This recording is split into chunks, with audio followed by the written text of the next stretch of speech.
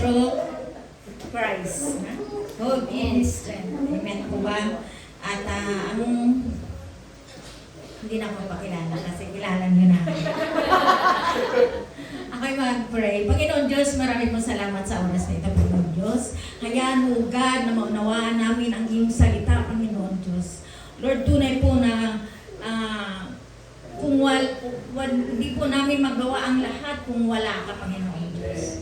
Lord, let your Holy Spirit guide me, O God, teach me, O God, at bigyan ako ng wisdom, O God. Purihin ka, Ama, salamat sa gabing ito. In Jesus' name I pray. Amen. So, dito tayo. Ang aking ay sa Lucas 23:46. Father, into your hands I commit my spirit. So, dito natin na sa huling sandali ng kanyang buhay ay isinuko niya sa Amang Diyos. Amen po ba? Alam niyo na tayo ba? Kung tayo ba ay nasa lugmok na ng mga sobrang paghihirap sa buhay natin, para bang hindi na natin alam kung paano natin maano ang pinagdadaanan natin. Yeah. Kaya mo pa ba itong isuko sa Panginoon? Di ba? Meron tayong Diyos na nagbibigay sa atin ng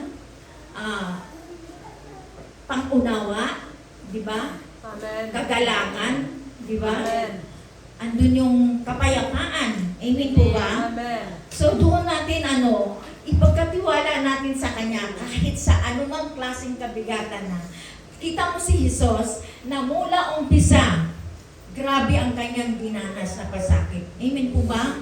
Grabe kung iyong makikita, totoo po na hindi po. Kung sa ating lang sarili, hindi po natin kaya. Amen po ba? So, sa Kanyang huling sandali, pinapakita lamang ng Panginoong Hesus na andun ang kanyang pagtitiwala sa Diyos Ama. Amen po ba? Isinuko niya sa kamay ng Panginoon Diyos ang kanyang buhay. Hindi ibig sabihin na sinuko na niya dahil natalo siya. Hindi po. Dahil doon, isinuko ng Diyos dahil doon na ipapakita yung pananampalataya at kapayapaan. Amen po ba? So doon sa cross, ay talagang doon makikita yung pagtitiwala niya sa Ama sa lahat ng kanyang dinanas sa kanyang dinanas na pasakit sa kanyang buhay. Amen po ba? Mga kapatid, sasabihin ito din na para dito sa bawat isa sa atin. Alam mo, tinuturo dito ng Panginoon Diyos sa buhay natin na kung ano man ang ating mga naranasan. Right. No? Lahat yan, kaya rin natin gawin. Kung huwag na lang natin tingnan ang ating sarili, kundi ang ginawa ng Panginoong Diyos doon sa cross ng Kalbaryo. Amen po ba?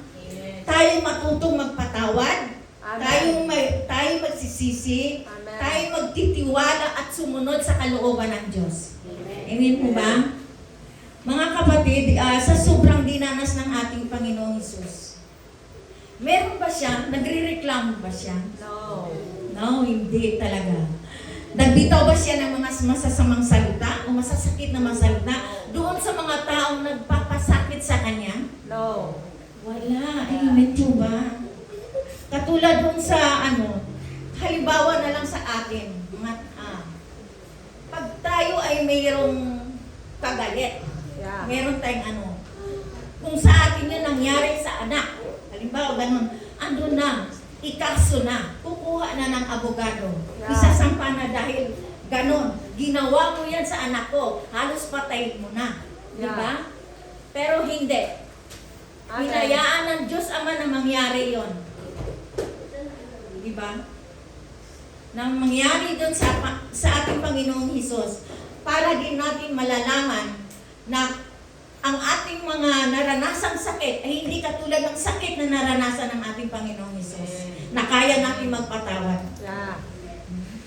Anong klase bang naranasan? Kapatid, tanong ko, ano bang klase naranasan nyo na katulad sa naranasan ng Panginoong Hesus, na hindi tayo makapagbitaw, hindi tayo makapaghingi ng sorry sa ating kapwa? Amen. Amen po ba? Amen.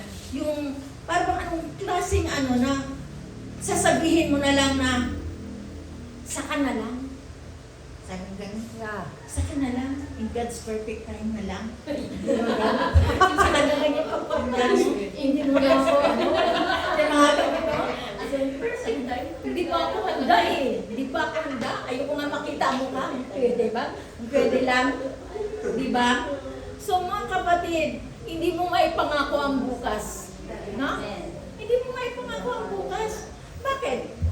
Alam mo ba kung anong mangyayari sa'yo? Hindi ba? Hindi mo alam kung anong mangyayari sa'yo. Amen po ba? Yeah. Katulad ng dalawang kriminal. Yung isa nanlait, yung isa naman nagsisisi. Yeah. Pero anong sabi ng Panginoon Diyos?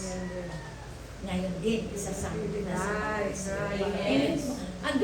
Andun yung pagpakumbaba. Amen po ba? Amen. So, ito yung... So, ngayon po mga kapatid, pwede natin i-let go yan. I-ano natin sa Panginoon Diyos, kung ano mang klaseng sakit yan, isusuko natin sa Panginoon. Amen. No? For the sake of our salvation. Amen po ba? At huwag nating sayangin ang sakripisyong ginawa ng Panginoong Hesus doon sa krus ng Kalbaryo. Amen ba? Dahil dito po, yun ang ano na, andun yun yung katiyakan ng ating buhay. Amen po ba? At yun lang po, maiksi. God be all the glory.